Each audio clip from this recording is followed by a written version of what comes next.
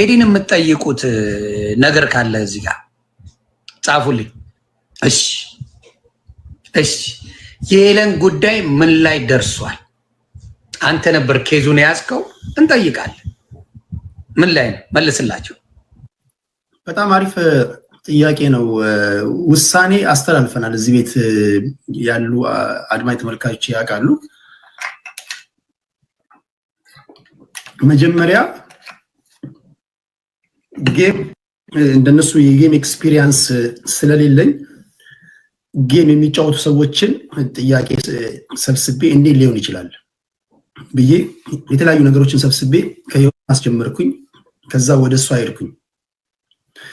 ያለው ገንዘብ ሊወጣ የሚችልበትን አንዳንዱ አልተረዳም። አንዳንዱ አሁን ዮናስን የልጅን እንትና ሳይ ምናምን ስል አልገባው። 1% ገንዘብ ሊወጣበት የሚችልበት ቀዳዳ ካለ 1% መጠየቅ አለበት። ሳትጠይቅ ነው የምታልፋለህ።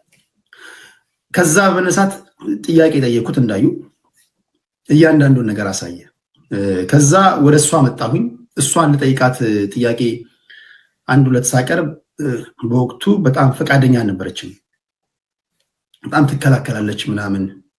ዮናስ የዩኒ ቶሮንቶን ጉዳይ ከህዝብ ጋር አሁን በሚታይ ደረጃ አሁን የሚታይ ነገር ነው።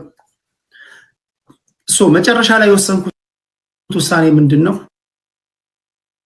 ጥፋት ጋር ዩኒ ቶሮንቶ እኔ ሌላ ሁለተኛ ችሎት ይዘጋጅልኝ ማለት መብቷ የተጠበቀ እንዳለው ነው። እኔ ግን በእኔ ባዘጋጀሁት መድረክ የኔ ቤት አድማጭ ተመልካቾች እንቅጩን ማወቅ ስላለባቸው ብዬ የተናገርኩት ንግግር አለ። ዛሬም ደግሞ ነው ማለት ነው። ከዩኒ ቶሮንቶ ጋር ተያይዞ ገንዘቡ ምንም ግንኙነት የለውም።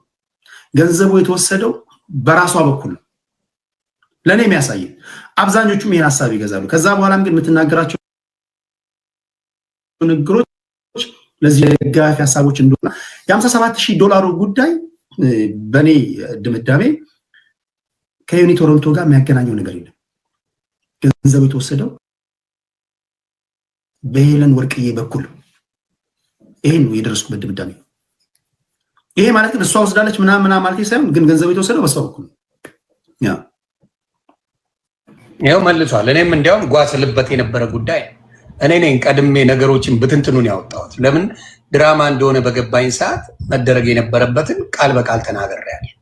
ያ ነገር ሲሆን መጀመሪያ ያው ዮኒ ተከፋይ ነው የምባለው፣ ፈርዶብኛል አባቴና ተከፍሎት ነው ዮኒ ቶሮንቶ ከፍሎት ነው ምናምን አሉ።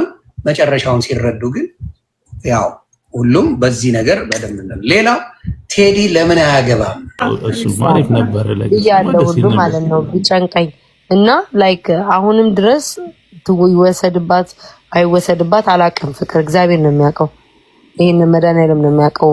ግን እንደኔ ላይክ አሁንም ድረስ እሷ የሆነ እንትን ብላ ይሄን ነገር ብታጠራውና ብታጠራው ታያለሽ። እንዴ እንትና የት ሄደ? ቆይ ዮኒ ዲኤንኤ የት ሄደ? አናግሯታል እኮ አልነገረችሽም? ስላልነገራት ተጠቅልሎ ኬዞ የተሰጠው ከዛስ የት ሄደ? ከዛስ ግን አናግሯታል እሷን እኮ እና እንዴ እሱ ምንድነው ያለው? ባለፈው ኮመንት ላይ እቻለሁ ምንድነው ያለው? ምንም የተወሰደ ነገር የለም ምናምን ብቻ የሆነ ነገር ሌቭሉ ታዲያ ከየት ነው?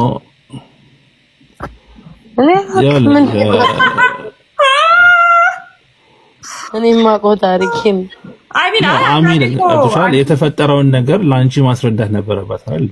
አውሩታታል እኮ ማሱ። አዎ አውሩታታል። ኧረ አልነገረችኝም። ጠብቂ ነው ያለኝ ያለችኝ። ኧረ ቡልሽት ቢያስባት በስነ ስርዓት ቼክ አድርጎ ሁሉ ነገር ለሷ ሪፖርት ሰጥቷታል እኮ። ታዲያ ምን ነው ተደበቀ ሪፖርቱ ከህዝብ? እሱ ይደዝም ወደ አደባባይ ላይ ማድረግ ስላልፈለገ ለምን በአደባባይ ክሪቲሳይዝ እየተደረጉ እቺ ልጅ በአደባባይ ላይ ስትረገጥ የነበረው እንዴ እኮ መረጃውን ከሰጣት እንትን ማለት አለባት። ያው እንግዲህ እኔ የሆነ ነገር ብል እንደዚህ ያረገ አስፈራ ማለት ገባክ?